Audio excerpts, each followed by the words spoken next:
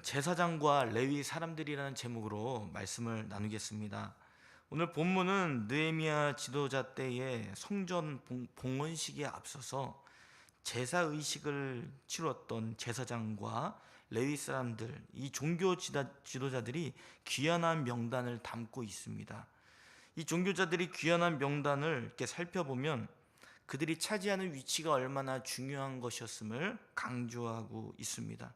그리고 이제 본문을 잠시 살펴보면 볼 수 있는 부분이 무엇이냐면, 여러 세대에 이어져서 계속적으로 그 제사 의식과 또 성전에서 봉사하는 그 직분자들이 계속적으로 이어져 왔음을 보여주고 있습니다. 그리고 귀환한 사람들의 그 시기를 오늘 본문 1절에서 이야기해 주고 있죠. 본문 1절에서 9절까지는 1차 귀환 때에 스알디엘의 아들 수룹바벨과 예수아와 함께 돌아온 제사장들과 레위 사람들을 언급하고 있습니다. 그리고 결국 이들이 바벨론의 그 포로에서 1차 귀환자들이었다면 이제 그 시기를 또 정해주고 있죠.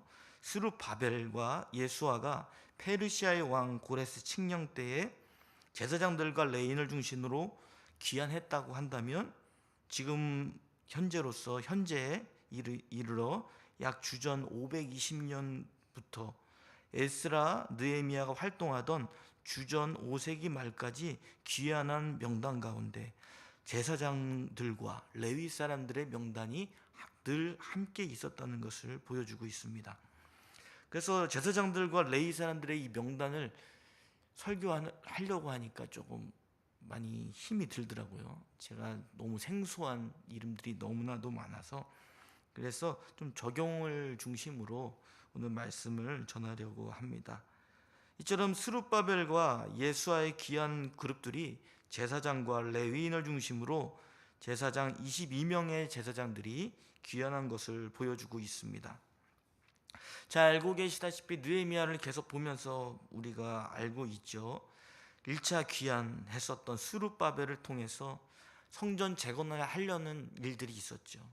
그러나 어땠습니까? 대적자들의 방해가 있었죠. 그리고 다시 하나님의 말씀으로 개혁을 일으키고 또 성전 재건을 이루는 일을 시작합니다. 그리고 하나님이 말씀하신 대로 성전을 재건하게 되었죠. 그 다음에는 이제 느헤미야를 중심으로 하여서 성벽 재건을 시도하지 않았습니까? 그리고 또한 그 과정에서는 대적자들의 방해가 있었습니다. 그럼에도 불구하고 그들은 하나님의 말씀으로 그 신앙 성장을 도모하기 위한 성벽 재건, 결국 울타리를 만들기 위한 일을 멈추지 않았을 때에 하나님께서 그 일을 이루게 하셨습니다. 그 모든 과정에서 늘 있었던 게 무엇이냐면, 하나님을 예배하고 섬기는 신앙의 계보가 제사장들과 레위인들을 통해 이어지고 있었음을 보여주는 것입니다. 나라를 잃고 유배 기간 가운데서 제사장들과 레위 사람들의 계보는 보존되었습니다. 하나님의 말씀이 선포되어질 때에 그 신앙의 계보를 이어가던 제사장들과 레위 사람들이 일어난 것이죠.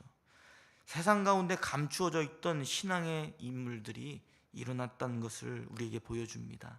그리고 그들이 예루살렘과 성전의 재건에 동참하였습니다. 이것은 언약의 신실한 하나님께서 일하셨다는 것을 보여주는 것이죠. 이스라엘 백성들이 나라를 잃고 있는 상황 속에서도 언약의 신실한 하나님께서는 살아계셨습니다. 나라를 잃어서 하나님을 예배하고 이제 하나님이 그 예배를 받지도 않고 불순종의 결과로 인해서 하나님이 돌보시지 않을 것 같은 그런 상황 속에서도 하나님께서는 신앙인들을 세우셔서 그 은혜의 흔적을 다시 나타내 보여주셨습니다. 그 가운데 세대를 잇는 신앙의 계보가 이어지게 된 것이죠. 저와 우리의 삶을 다시 한번 돌아봤으면 좋겠습니다. 우리의 신앙이 하나님이 중심적이며 예배 중심적이고 또 순종을 향한 걸음에 우리가 있는지를 살펴보시기를 바랍니다. 그리고 우리의 가정도 자녀들도 신앙의 계보를 이어가고 있는지를 살펴보시길 바랍니다. 우리는 예수 그리스도로 말미암아 하나님께 직접 나아가는 만인 제사장입니다. 그래서 주님을 우리가 직접 만나고 주님께 만난 그 은혜를 따라서 주님을 섬기는 자들이죠. 저 자신의 과거의 모습을 살펴봐도 그렇습니다. 제가 언제 처음부터 하나님을 늘 의식하고 살았겠습니까? 하나님을 잘 믿을 수 있지 않았죠. 하나님에 대한 또 말씀을 듣긴 하지만 그 깊이가 별로 없었죠. 깨달음도 없었습니다. 근데 끝까지 그 예배 자리와 교회 중심적인 생활을 통해서 점차 하나님을 의식하게 되었습니다. 하나님이 무엇인지 조금 알게 되었습니다. 그리고 삶 가운데 하나님의 가치대로 살아가는 것이 무엇인지를 조금이나마 깨닫게 되었습니다. 그것이 가능했었던 것은 무엇입니까? 제 주변에 신앙의 사람이 있었습니다. 제 가정 가운데 제 어머니가 있었습니다. 제 아버지가 있었습니다. 그리고 제 부모님이 다니던 교회가 있었습니다. 그 교회 공동체 가운데 때로는 영적 지도자를 만나서 하나님의 말씀을 선포하는 메시지를 듣고 가르침을 받고 이 세상 가운데 어떻게 살아갈 것인가에 대한 지혜를 받았습니다. 저는 그러한 신앙을 상속받은 사람이죠. 이처럼 우리의 신앙의 계보는 하나님의 참된 교회를 중심으로 흘러가 가정의 부모님 또 그 부모가 그 자녀에게 흘려보내는 일이었습니다.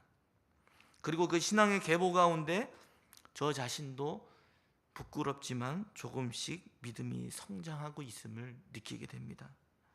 이처럼 하나님은 과거에 일하시지 않는 것처럼 보이는 그 과정 가운데서도 교회를 중심으로 가정과 그리고 우리의 자신을 볼 수 있는 것처럼 신앙의 계보를 이어가도록 돌보시는 분이심을 믿으시기를 바랍니다.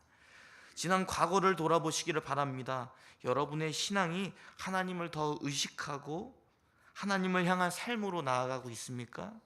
하나님을 더 경외하고 있습니까? 하나님을 더 잘 믿기 위해 노력하고 있습니까? 그리고 순종하는 삶의 그 영적 실제를 보면서 참 기쁨을 누리고 계십니까? 그렇다면 저 여러분은 하나님의 돌보심을 경험하고 있는 것입니다. 하나님을 예배할 때에 하나님의 살아계심을 느끼게 되고 하나님이 가져다 주시는 그 생명의 길이 무엇인지를 깨달음으로 인하여 기쁨을 누리고 있는 것이죠. 그러한 사람이 신앙의 성숙한 사람임을 오늘 말씀에서 이야기해 주고 있습니다.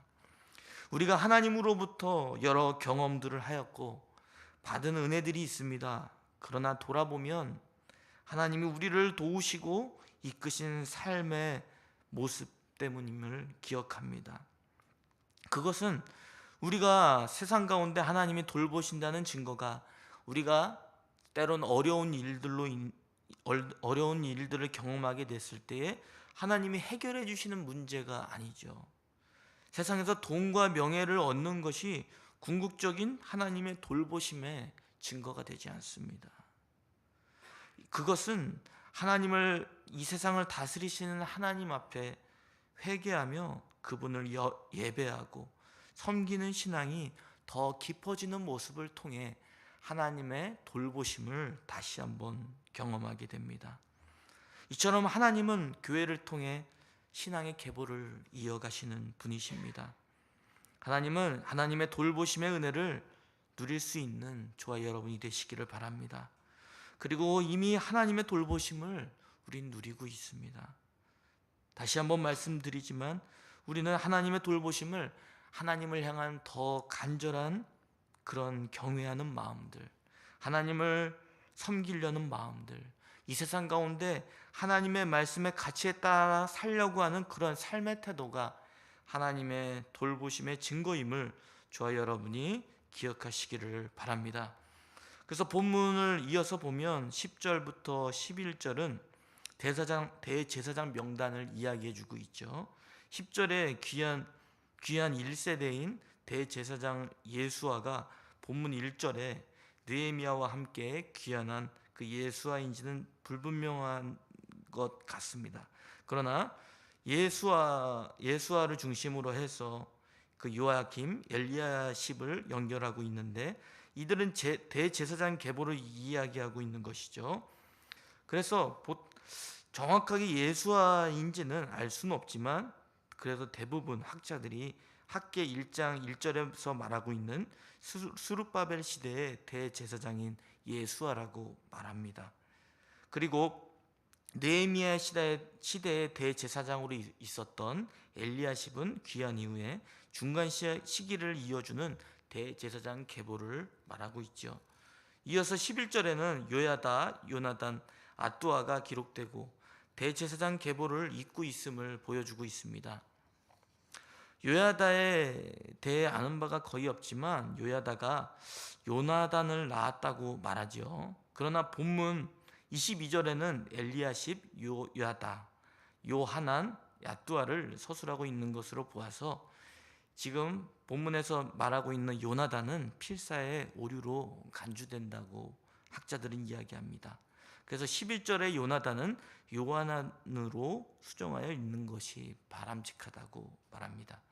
그래서 이어서 본문 12절부터 26절은 요야김과 이후 시대의 제사장과 레위 명단을 이야기합니다. 12절에는 요야김 때를 언급하며 대제사장 예수아의 후손 요야김과 이후 시대에 1세대를 잇는 2세대 제사장과 레위인 명단이 기록된 것을 이야기해주며 오늘 본문을 마무리하려고 합니다. 이처럼 세대를 잇는 구약의 제사장과 레위인 명단을 보면서 다시 한번 신앙의 가치를 엿보게 됩니다. 큐티 본문 해설 부분을 보면 우리의 신앙은 나 자신의 유익으로 끝나는 것이 아님을 다시 한번 이야기해주고 있죠. 그것은 그 신앙은 우리에게 맡기신 귀한 유산입니다.